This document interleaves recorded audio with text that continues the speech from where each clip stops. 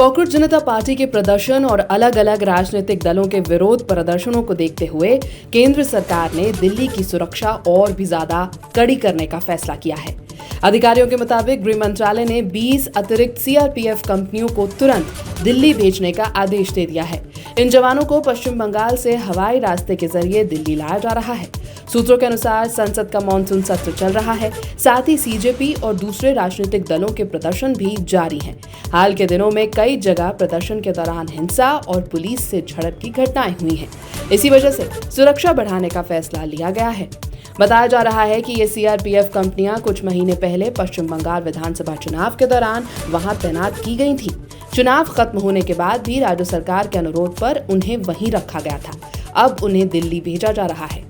एक CRPF company में तकरीबन 100 जवान होते हैं, यानी 20 कंपनियों के साथ तकरीबन 2000 अतिरिक्त जवान दिल्ली की सुरक्षा में तैनात किए जाएंगे। इससे पहले भी केंद्र सरकार दिल्ली पुलिस की मदद के लिए तकरीबन 30 सीआरपीएफ और रैपिड एक्शन फोर्स की कंपनियां तैनात कर चुकी है। इन बलों को सीजेपी के प्रदर्शन, राजनीतिक विरोध प्रदर्शनों और 20 जुलाई से शुरू हुए संसद के मॉनसून सत्र के दौरान कानून व्यवस्था बनाए रखने के लिए लगाया गया है। कॉकरोच जनता पार्टी के प्रदर्शन और अलग अलग राजनीतिक दलों के विरोध प्रदर्शनों को देखते हुए केंद्र सरकार ने दिल्ली की सुरक्षा और भी ज्यादा कड़ी करने का फैसला किया है।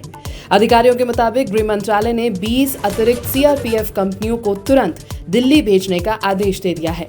इन जवानों को पश्चिम बंगाल से हवाई रास्ते के जरिए दिल्ली लाया जा रहा है।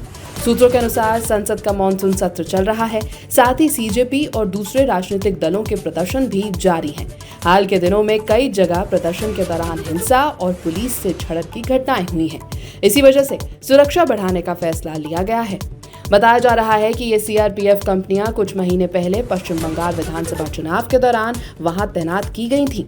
चुनाव खत्म होने के बाद भी राज्य सरकार के अनुरोध पर उन्हें वहीं रखा गया था। अब उन्हें दिल्ली भेजा जा रहा है।